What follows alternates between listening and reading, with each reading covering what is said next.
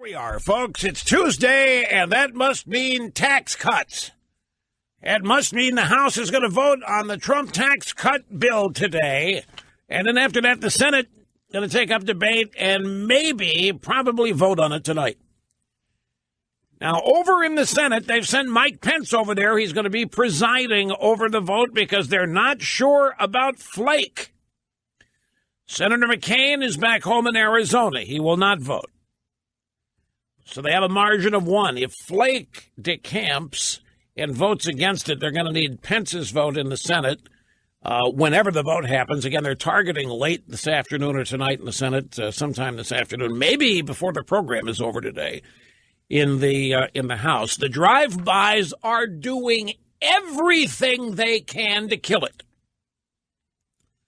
Greetings, my friends, and welcome. It's Rush Limbaugh. We got 3 straight hours of broadcast excellence just for you. 800-282-2882 if you want to be on the program.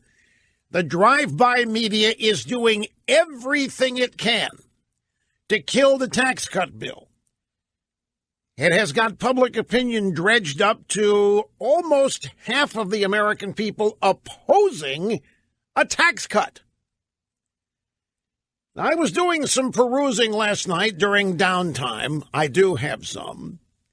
And I decided that I would take a peek at some conservative blogs. Now, tax cuts, and the kind that are in this bill, have been signature conservative, forget Republican, signature conservative ideas.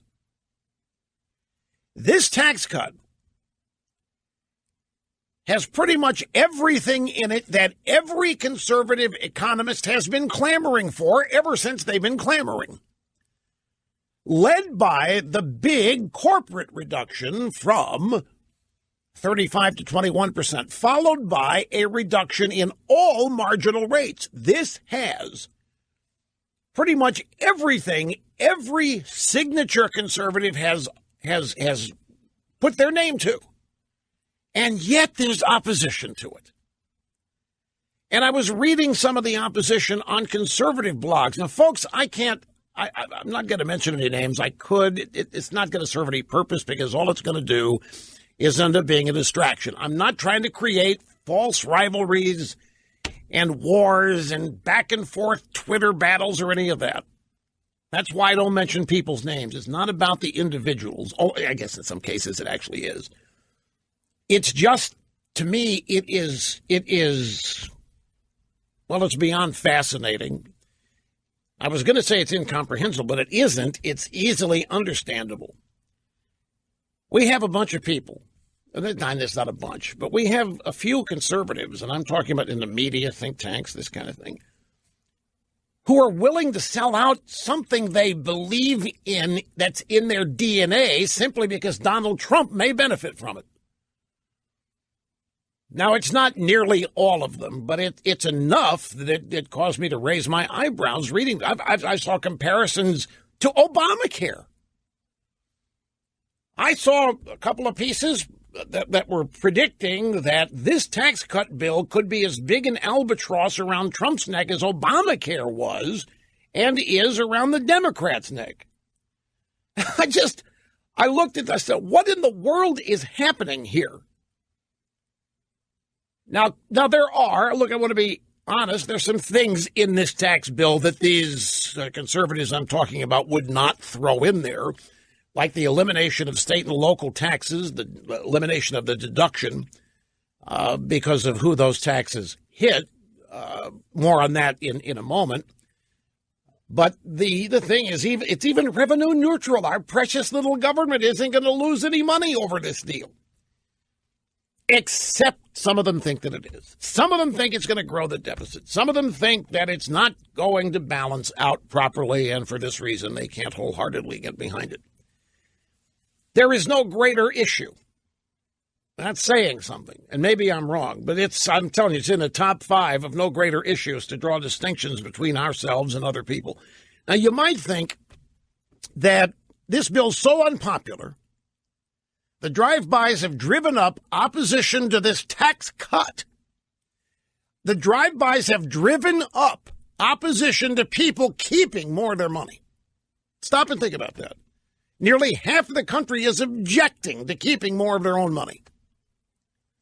Well, you would think the Democrats would have an alternative. Because every time the Democrats propose a bill, sweeping or tiny, what is our main beef? The Republicans accept the premise and come up with their own version. Only they say theirs is smarter. An example would be Obamacare. The Democrats propose a massive government takeover of health care, and the Republicans, for the most part, accept the premise but object to their techniques and instead propose their own idea just to get in on the action. But after a story, nearly half of Americans oppose the Republican tax bill ahead of final votes, according to a poll. This poll is from the Monmouth University, released yesterday. It says only 26% of respondents said they approve of it. 19% had no opinion. 8% wanted to wait to draw a conclusion until they saw the final bill. What a crock. Nobody's going to read it. But the bottom line is 47% of those surveyed said they disapproved. Okay, so the next story I have in the stack here, tax bill. Nope, wrong story. Just incredible. Here it is. Pelosi bails on tax cut protest after only a handful of activists show up. Now, wait a minute. If we've got a Monmouth University poll that says 47% of Americans oppose this, why can't the Democrats find any protesters? A handful of people are really steamed that Republican lawmakers are planning to lower taxes, and they gathered in tiny conference rooms on Capitol Hill, where Nancy Pelosi was slated to speak yesterday, but the demonstration was so weak, Pelosi didn't even show up. A reporter for PMSNBC said these protests have never been like what we saw with the health care law, meaning we don't have nearly the opposition to tax cuts that we have with Obamacare, and yet I've been reading about the similarities between Obamacare and the tax cut bill in terms, not legislative, of course, in terms of it being a negative for the people that do it. Don't misunderstand. The comparison is not that the tax cut bill has the same stuff in it that Obamacare is. Obamacare ended up being a drag on the Democrats. They lost the House in 2010 because of it, and they continue to lose elections because of that and other things. And what I'm reading is this is going to be the same thing. Republicans are going to pass this thing, and the American people aren't going to like it, and they're going to hold Republicans responsible. That's the comparison that's being made. And yet, with Obamacare, the Tea Party came out of nowhere. Obamacare and all of this madcap, irresponsible spending created an organic movement out of nothing called the Tea Party. The left can't even pay a bunch of ragtag protesters show up and protest this. So what's going? Is the polling wrong? Could it be that 47% of the American people do not oppose this? It's the strangest result I've ever seen. I have never seen a tax cut poll like this. But then you look at everything else in the media. 91% of all media coverage on Trump this year, negative. And in terms of two recent stories, the Obama administration obstruction, the sabotage of anti-terror efforts for the Iran deal, that story has not been covered. We had it yesterday. That story has not been reported. ABC, CBS, NBC, CNN, MSNBC, New York Times, Washington Post. That story that was in the Politico yesterday, talking about how Obama refused to clamp down on Hezbollah running cocaine and other drugs into the country because he didn't want to anger Iran, is in a deal to get Iran into the nuclear family in 10 years, have a nuclear weapon, didn't want to tamp down the deal, so let Hezbollah continue to run drugs, including cocaine, into America. That is obstruction. That's real obstruction. They're going after Trump. Obama obstructed the DEA and the Department of Justice and told them to suspend efforts to stop Hezbollah from importing cocaine into the country. That is obstruction. That story has not been reported. You in this audience and people that watch Fox News, the only people that know it. Well, and to the extent that it's been retweeted out there on Twitter and a bunch of leftists see it, but of course they're not going to believe it because they haven't seen it in the New York Times or in the Washington Post or on CNN or at CBS, ABC, NBC, MSNBC, Telemundo Television, whatever.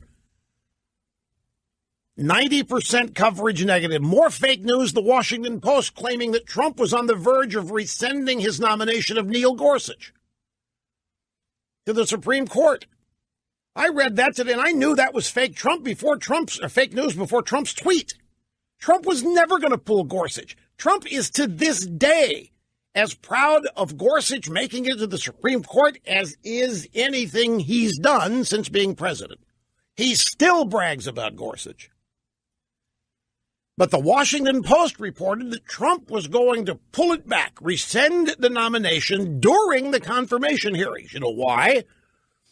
And they've got 8 or 9 unnamed sources, people that won't put their name to this, claiming that Trump was livid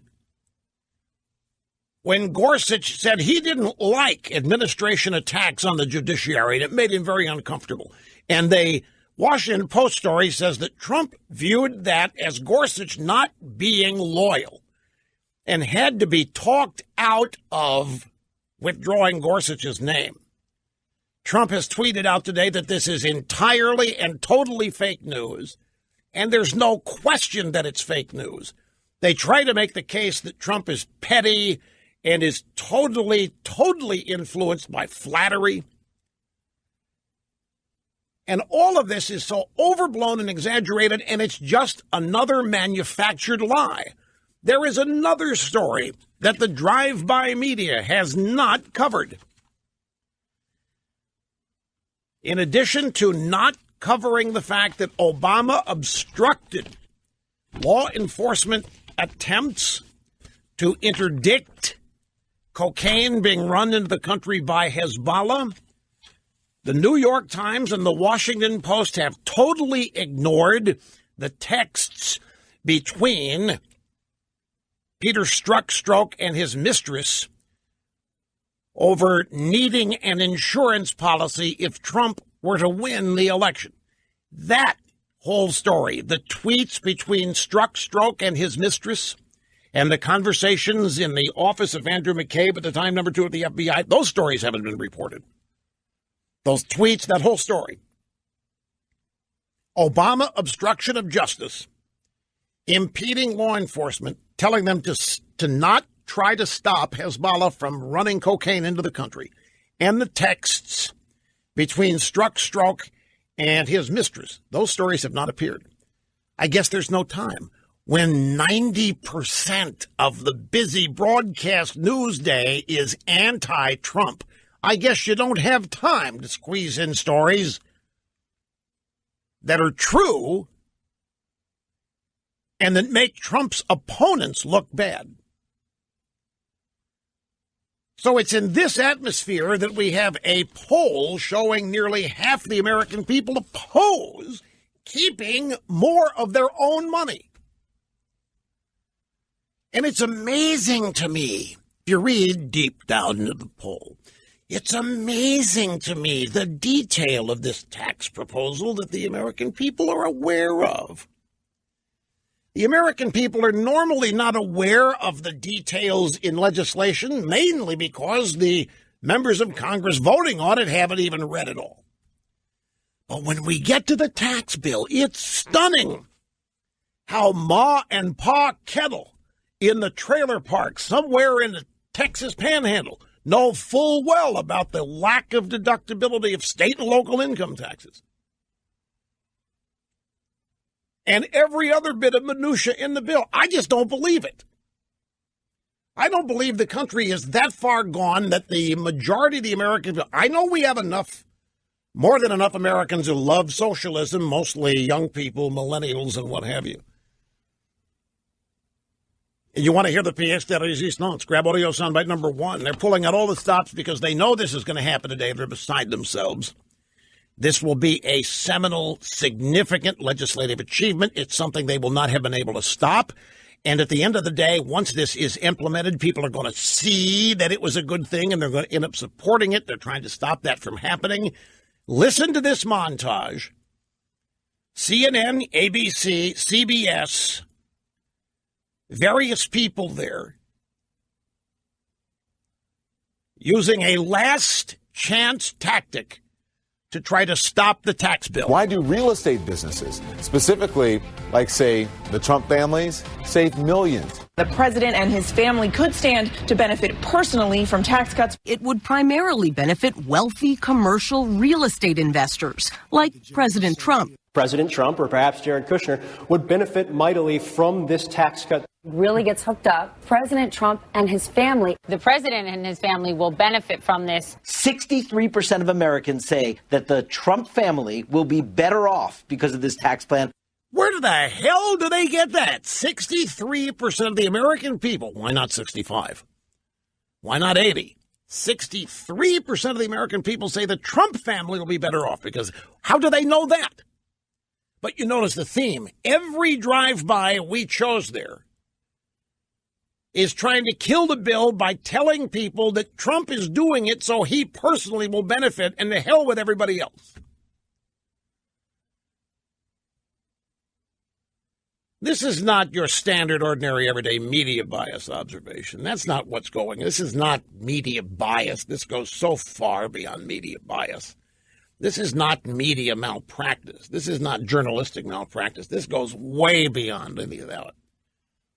This isn't journalism. This isn't the news. It is what journalism has become, but I mean, this isn't the news. This is nothing more than hardcore agenda advocacy, pretending to be and disguised as quote-unquote media or news. It isn't true. A lot of it is made up. A lot of it's sourced from anonymous people without the guts or courage to put their names to it. It's desperation. It's Hail Mary. It is anything and everything, and it doesn't matter what to stop Trump. Never seen anything like it. Even with the second most hated president in our lifetimes, that would be Richard Nixon. Quick, Nixon's middle name before we go to the break. Way to go, you passed the test. Back after this. Now, let's go back to the Democrats and the tax bill for a second. I want to make a point, and we're going to get to Trump's speech yesterday. It is pretty much exactly what I thought it was when I only saw one-line excerpts as graphics on the bottom of TV screens, the news networks reporting the Trump speech. It's fabulous. It's great for what it was and what it is. And we have audio sound bites to go with it. Now, I'm reminding you, when the Democrats propose any kind of legislation over the last 30 years, what do our guys do? They propose a counter, but they accept the premise. Democrats come along and want to nationalize health care. The Republicans put forth their own version, not quite as bad. They say it's smarter. But they accept the premise that there needs to be legislation along the lines of what the Democrats want. We sit here and pull our hairs out because we thought we'd elected people to stop this. We thought we'd elected people to fight this. We thought we'd elected people, when the Democrats spoke up with their agenda, were going to stand up and say no. The Democrats, on the other hand, they don't have an agenda. Now, you may have seen stories this week and last week, particularly after the Alabama election, that are now predicting a blue wave, meaning the Democrats are going to win it all back next year. The Democrats are going to take back the House next year, and then they're going to get started on impeaching Trump. And then the Democrats are going to win back the Senate next year, even though they've got 25 seats they have to protect. And then in 2020, the Democrats are going to win the White House. It's either going to be Bernie Sanders or Pocahontas. Maybe even Hillary again, but the Democrats by 2020 are going to have total control of government back. After they won the Alabama election, after they won the Virginia election. You've seen it in the news. You've seen it in the drive-bys. The Democrats are partying hardy. They think it's over. They think that they have succeeded in creating the number one thing they need to win, which is not an agenda. Because they don't have an agenda. All they have is Trump hatred. That is it. And they know it. And they think it's enough. They're very happy with that. That is it. That is the sole message they've got. As we enter the election period for 2018, Trump hatred. They think they have succeeded in convincing all of those Trump voters in the blue states that voted for Trump to now hate him. They think they have succeeded in convincing a majority of Americans that Trump is a mistake, a disaster, a reprobate, a pig, and that he's gone, deserves to be impeached. They do not have an agenda. Now, wait, don't misunderstand. They have an agenda. It's called socialism. Their agenda is called taking over the United States government and transforming this country out of and away from the way it was founded. I mean, that's their agenda, but that's the broad-based agenda. That doesn't change. But I'm talking about an agenda that can be articulated in campaigns. They can't say that. They're getting close, though. They're getting close to thinking they've reached the point where they can be honest about running down this country as founded, running down the white Christian foundation of this. They think they've gotten to the point where they can win elections by beating up on all that. But they're not quite there yet, so they're relying on Trump hatred. Yesterday, they scheduled this massive tax cut protest, and they couldn't even pay a bunch of protesters to show up.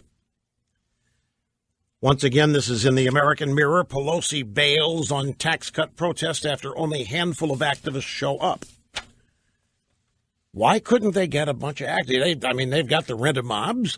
They've got their people that they hire.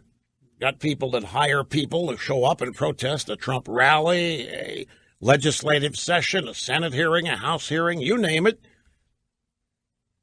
Thousands of people out there willing to be paid and show up and protest. They couldn't find anybody to show up and protest. Tiny conference room at Capitol Hill where Pelosi was going to speak against the tax cut.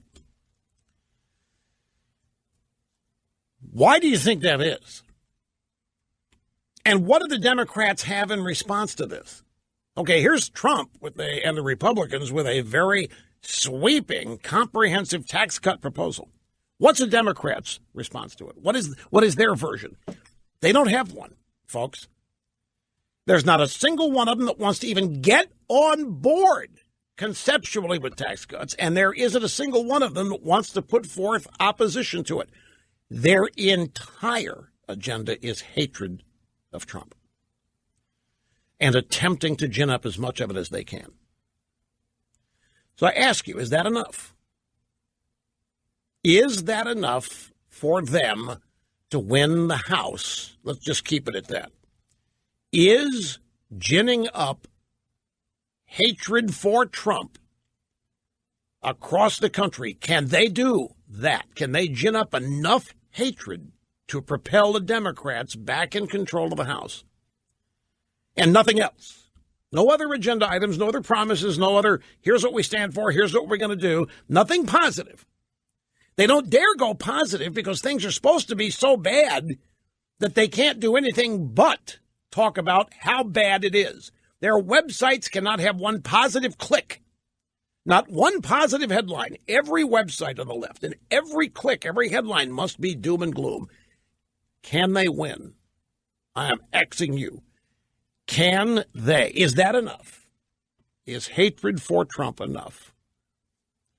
Keep in mind, as you think about this, 91% of all Trump coverage in the media that most Americans access is negative.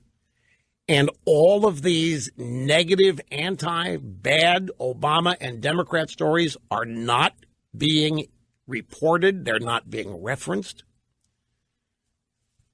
The traditional low-information voter doesn't even know of the chicanery on the Mueller committee and the investigation team. They don't even know how Obama willingly let Hezbollah continue to track cocaine into the country so as not to anger the Iranians. They don't know this.